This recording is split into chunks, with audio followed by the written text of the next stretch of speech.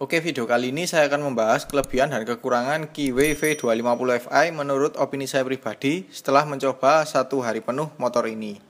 Bagaimana ulasan saya mengenai motor ini? Simak videonya sampai selesai ya. Saya akan bahas dulu dari kelebihan.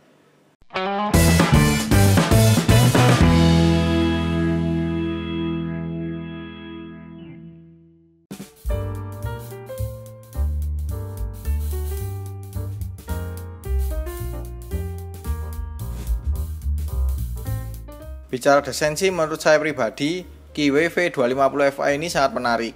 Desainnya sangat mirip Harley Davidson Fatbob. Tampilan cruiser namun modern. Kesannya itu gagah dan kekar meskipun bukan motor berkapasitas mesin besar, hanya 250 cc. Tapi dibandingkan pesaingnya di kelas yang sama sih, motor ini jadi yang paling menarik.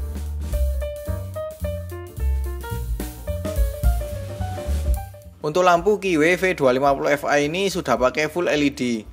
Lampu dekat dan jauh seperti motor yang pakai lampu daymaker. DRL juga LED dengan garis melingkar dengan jelas. Lampu sein model bulat dengan 6 titik LED membuat nyalanya sangat terang bahkan dari kejauhan. Lampu belakang LED memanjang secara horizontal dan cukup sipit, menyesuaikan garis desain bodi belakang motor ini. Nyalanya juga cukup cantik.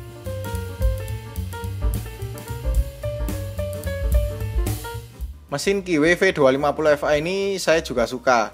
Dari konfigurasinya pakai V-twin yang membuat ruang mesin jadi padat. Kemudian dari suara mesinnya itu khas V-twin juga, gahar sekali. Apalagi knalpot standarnya saja sudah cukup menggelegar. Untuk performanya sih nggak terlalu istimewa ya untuk kapasitas 250 cc. Tapi torsinya cukup sih untuk di kelas motor ini. Nah, karena nggak terlalu buas performanya, cocok buat pemula yang ingin mencoba rasa berkendara motor cruiser era Harley. Setidaknya bisa tahulah karakter mesin V-twin itu bagaimana.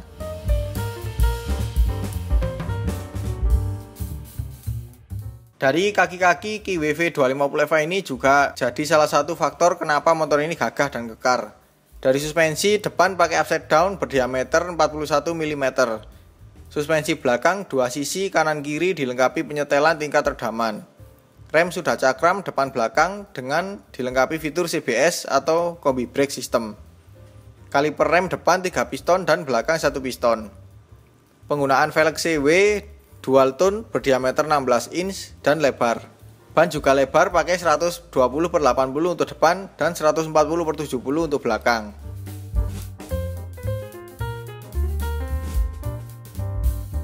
Tangki bahan bakar Kiwi V250 Fi ini sangat besar di kelasnya. Bahkan dibandingkan motor besar cruiser. Kapasitasnya 20 liter. Wah, ini sih bisa jalan sangat jauh dengan sekali isi full. Kalau kita kalkulasikan data konsumsi bahan bakar dari salah satu blok yaitu 37,5 km per liter, berarti motor ini bisa menempuh jarak 700 km untuk satu pengisian penuh.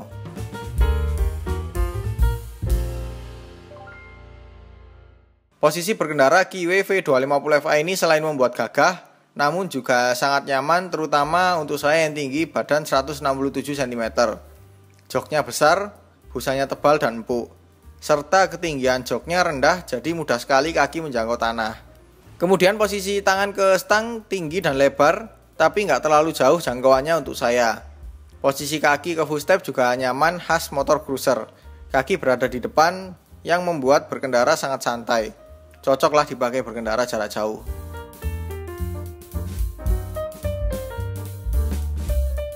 Untuk posisi penumpang Kiwi V250 Fi ini juga sangat nyaman.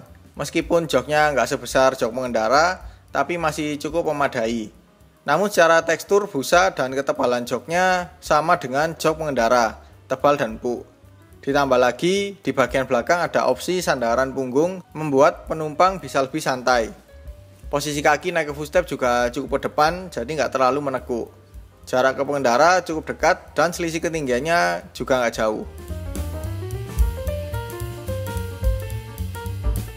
Setelah membahas kelebihan, sekarang saya akan membahas kekurangan Kiwi V250 Fi.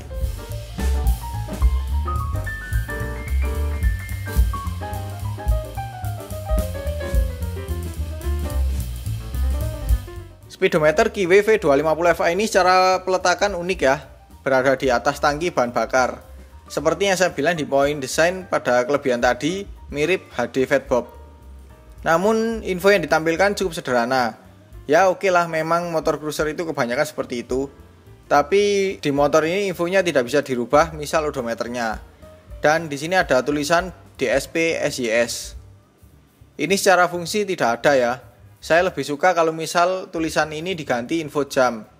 Ya minimal ada jamnya lah supaya tidak lupa waktu di jalan. Untungnya di sini ada info sisa bahan bakar dan penunjuk posisi gear yang mana jarang ditemui di motor di kelasnya.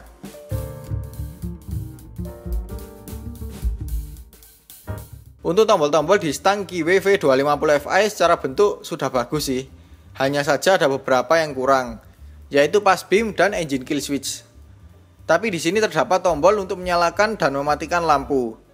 Ini sebenarnya tombol yang zaman sekarang di Indonesia tidak diperlukan. Karena peraturan lalu lintas sudah mewajibkan kendaraan roda 2 wajib menyalakan lampu di siang hari. Nah, tombol ini bisa diganti menjadi engine kill switch mungkin untuk generasi selanjutnya.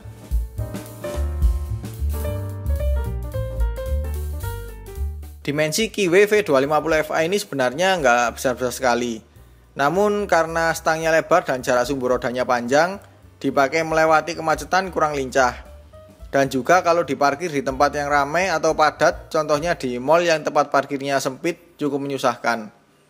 Dan juga karena suspensi depan pakai upside down dengan diameter 41 mm, ketika belok atau putar balik tidak terlalu leluasa.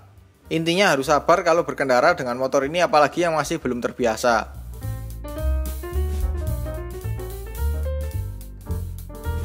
Mesin Kiwi V250Fi ini selain punya kelebihan, tapi juga punya kekurangan.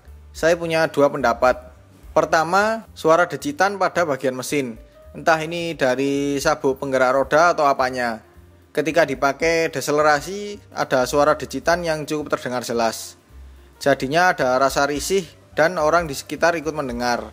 Kedua, yaitu pada saat mesin masih belum panas, ketika dipakai akselerasi, mesin seperti tersendat atau orang biasa menamakannya berbet.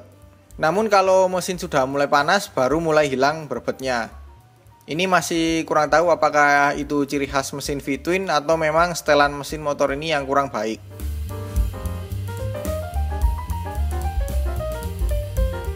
Bicara perawatan, Kiwi V250Fi ini layaknya Benelli dan juga merek-merek motor yang bisa dibilang belum pesat perkembangannya di Indonesia.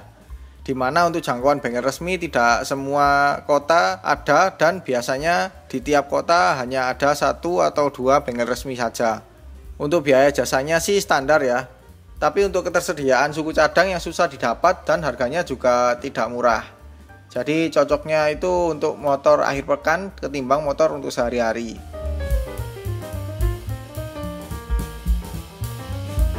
Oke, mungkin itu saja ya pembahasan saya mengenai kelebihan dan kekurangan Kiwi V250Fi. Semoga video saya ini bisa jadi bahan pertimbangan kalian untuk membeli motor ini. Untuk video review desain, test ride, dan ergonomi motor ini bisa kalian tonton videonya melalui link yang akan saya taruh di deskripsi di bawah video ini. Terima kasih kepada Mas Aldi yang sudah berkenan meminjamkan motornya untuk saya review. Sekian dulu video kali ini. Kalau suka dengan video ini jangan lupa like. Apabila ada pertanyaan, kritik, atau saran silahkan komen di bawah. Share juga ke sosial media kalian apabila video ini bermanfaat. Jangan lupa subscribe untuk mengikuti video-video terbaru dari saya. Nyalakan juga tombol loncengnya untuk mendapatkan notifikasi video terbaru dari saya. Follow juga Instagram dan TikTok saya di @mojovibi. Terima kasih telah menonton dan sampai jumpa di video selanjutnya.